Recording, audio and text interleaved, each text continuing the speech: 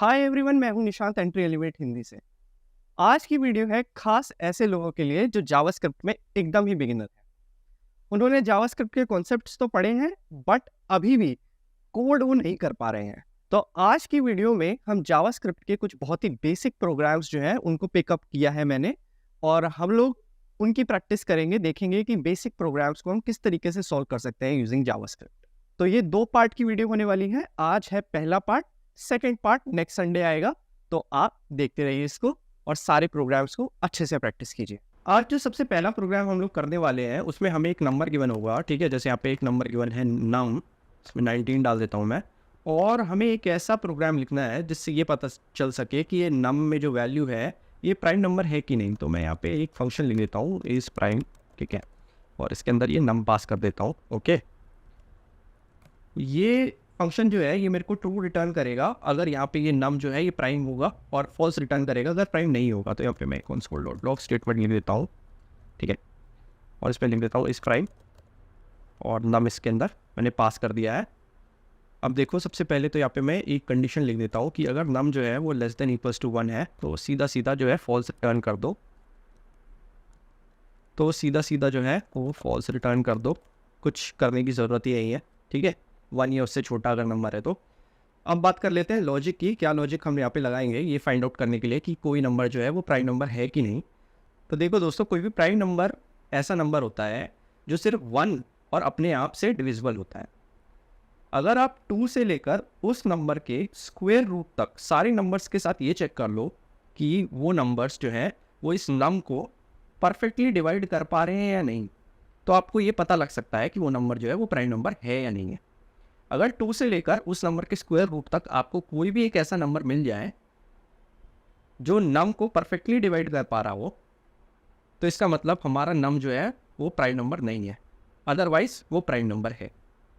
तो देखो यहाँ पे मैं क्या लिखता हूँ, एक फॉर लूप यहाँ पे लिखता हूँ मैं, जहाँ पे मैं लेट आई को शुरू करता हूँ 2 से, और आई इंटू आई, ठीक है, i into i less than equals to num, ठीक है।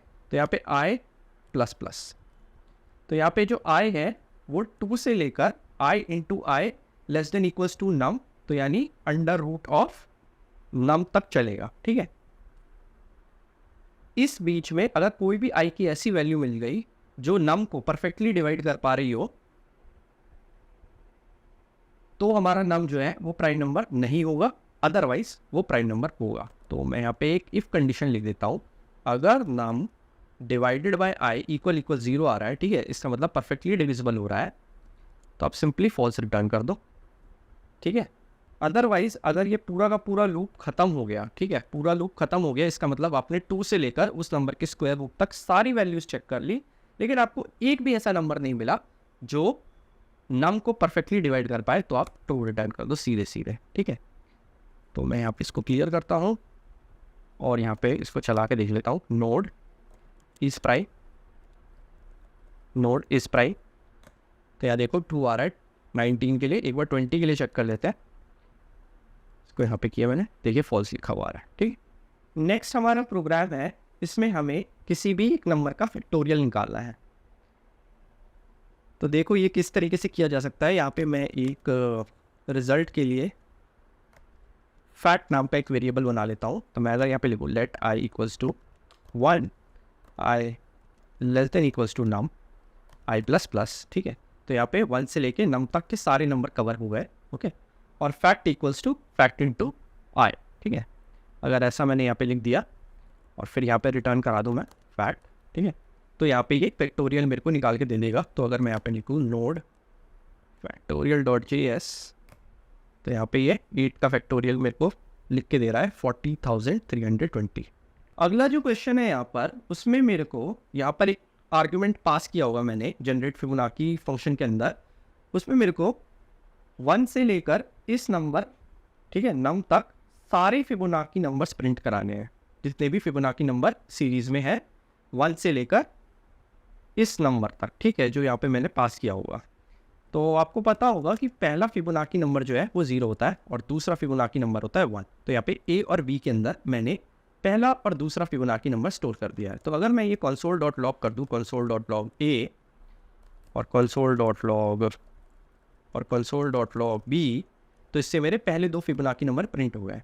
अब थर्ड फिबोनाची नंबर ऑनवर्ड्स मेरे को यहाँ पर कुछ प्रोसेस करना होगा। तो दोस्तों फिबोनाची नंबर कोई भी सीरीज़ में अगर आपको नया कैलकुलेट करना हो तो लास्ट 2 फिबोनाची नंबर को सम कर देते हैं, तो आपको नया फिबोनाची नंबर पता चल जाता है। तो देखो यहाँ पे क्या होगा, थर्ड नंबर ऑनवर्ड्स मैं यहाँ लिख सकता हूँ let i equals to 3, i less than equals to num और i प्लस प्लस। तो इससे ये थर्ड नंबर्स ऑनवर्ड जितना भी यहाँ पे नम पास किया है वहाँ तक ये कंटिन्यू करेगा। तो जैसे कि मैंने आपको बताया कि नया फिबोनाची नंबर आप कैलकुलेट कर सकते हैं लास्ट 2 फिबोनाची नंबर को सम करके। तो यहाँ पे लास्ट 2 फिबोनाची नंबर 0 और 1 है जो a और b के अंदर स्टोर्ड है, तो इन दोनों का सम मैंने यहाँ पे c के अंदर डाल दिया। अब जो सेकेंड लास्ट फिबोनाची नंबर है, अब यहाँ पे जो लास्ट फिबोनाची नंबर है जैसे कि यहाँ पर है ये b, इसको मैं सेकेंड लास्ट फिबोनाची नंबर के अंदर डाल दूंगा जो कि है a, ठीक है। और अभी जो ये रिजल्ट कैलकुलेट हुआ है c, तो अगर मैं इसको यहाँ पर रन करूँ तो अब देखो यहाँ पे 10 क्योंकि यहाँ पास हुआ है तो पहले 10 फिबोनाची नंबर जो है वो प्रिंट हो गए हुए। एक बार देख लेते हैं इसको, तो यहाँ पे देखो 0 1 1 2 3 5 8 13 21 और 34। ओके, तो ये पहले 10 फिबोनाची नंबर है मेरे फिबोनाची सीरीज के। ओके, तो इस तरीके से आप फिबोनाची नंबर का प्रोग्राम लिख सकते हैं। अगला जो प्रोग्राम है मेरा, उसमें मेरे को यहाँ पर एक स्ट्रिंग गिवन है और मुझे क्या करना है, स्ट्रिंग को रिवर्स करके प्रिंट कराना है, ठीक है। तो यहाँ पे ये जो फंक्शन है मेरा रिवर्स स्ट्रिंग, ये मेरे को एक रिवर्स स्ट्रिंग जो है वो रिटर्न करेगा जो मैं यहाँ पे प्रिंट करा रहा हूँ लाइन नंबर 8 में। देखो किस तरीके से कर सकते हैं। यहाँ पे मैं एक लेट रेव नाम का एक एम्प्टी स्ट्रिंग बना लेता हूँ और फिर मैं क्या करूँगा, for let ch for character of string, ठीक है। तो एक एक करके यहाँ पे मेरे को सारे कैरेक्टर पता चलते जाएंगे स्ट्रिंग के। इसमें मैं क्या करूँगा, जो रेव है उसको मैं लिखूँगा रेव इक्वल्स टू अभी जो कैरेक्टर आया वो प्लस जो पहले से मेरी रिवर्स स्ट्रिंग बनी हुई है वो, ठीक है।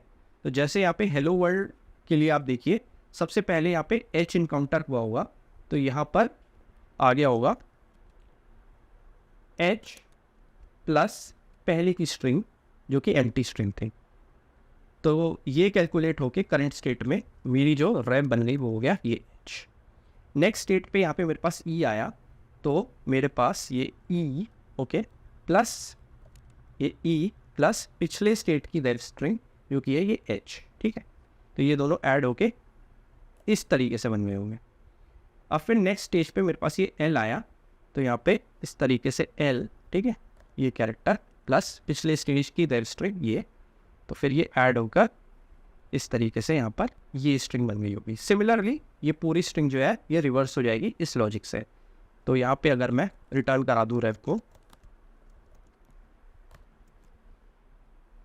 और यहाँ पे अगर मैं इसको चलाऊँ लोड रिवर्स स्ट्रिंग, तो अब देखो ये आपको यहाँ पे रिवर्स होके लिखा हुआ आ गया है। ऑफ कोर्स इसको करने का एक बहुत ही इजी तरीका है, आप ऐसे लिख सकते हो रिटर्न स्ट्रिंग डॉट स्प्लिट। इससे जो आपकी स्ट्रिंग है उसके सारे कैरेक्टर्स अलग हो जाएंगे, डॉट रिवर्स, ठीक है। इससे जो भी कैरेक्टर्स जो हैं वो रिवर्स हुए थे वो सारे आपस में ज्वाइन हो जाएंगे, ठीक है। अब अगर मैं इसको चलाऊं तो आप देखो सेम रिजल्ट आ जाएगा, ठीक है।